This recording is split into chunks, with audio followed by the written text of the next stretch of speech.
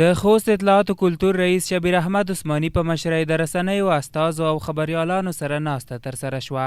ښاغلي عثماني په خوست کې د غږیزو او انځوریزو رسنیو نشرات او د خبریالانو کړنې د پام وړ ښې یادې کړې او زیاته کړه چې دغه ولایت کې رسنیو د تیر 2 کاله د مخه نشراتو سره په لوی توپیر او د حکومت پالیسۍ مطابق خپل نشرات کوي. ښاغلي عثماني له خبریالانو وغوښتل چې د خبر او راپورونو په جوړښت کې له پوره دقته کار واخلي او د موضوع اړوند داسې معلومات راغونډ کړي څو له لیدونکو او اوریدونکو سره پوښتنې بې ځوابه پاتې نشي. اول خو باید دا وایم چې د موږ په رسنیو کې چې کوم ملګري کور کې دا ملګري ډېر ښه تکړه او مسلکي خلک دي او د دې وطن او د خلکو سره ډېر خیرخوا دي. زه د دوی نه مننه کوم. د خبرونو په معیاري کولو کې د تیر په نسبت اوس د رادیوګانو یا د تلویزیونونو خبرونې ډېرې معیاري شوي دي، ډېر فرق یې کړی دی، په هره برخه کې ارتقا کړي دي، کمزوري شوي نه دي. ورپسې د رسنیو خبریالانو او استازو په نوبت سره خپل نظریات، ستونزې، پرمختګونه او وړاندیزونه شریک کړل.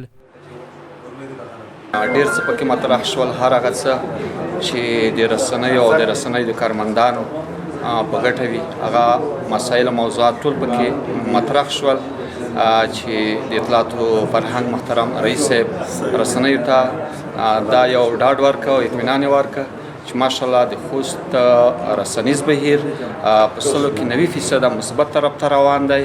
نو دا یو ښه خبر ده او دا یو خوشخبري ده.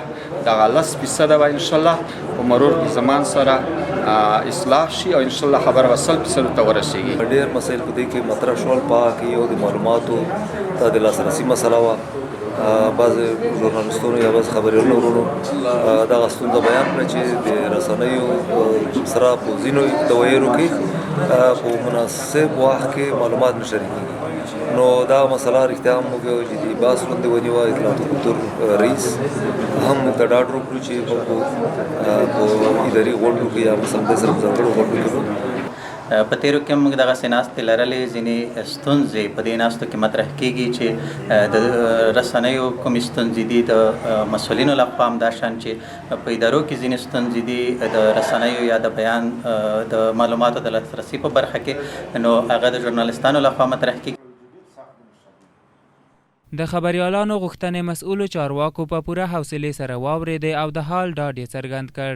د ناستې په وروستیو کې د اطلاعاتو ریاست او په دغه ولایت کې انځوریزو رسنیو له ډلې ژمن رادیو تلویزیون، غرغښت رادیو تلویزیون، ملي رادیو تلویزیون او زرغون رادیو تلویزیون ادارو لخوا د دغه ولایت امنیه قمندانۍ پخوانی مطبوعاتو مسؤل او ویان مستغفر ګربز د تیرو شاوخوا 2 کالونو کړنې او د خبریالانو سره پر وخت د معلوماتو شریکولو کې د نوموړي چارې په ستاینلیکونو وستایل شوې.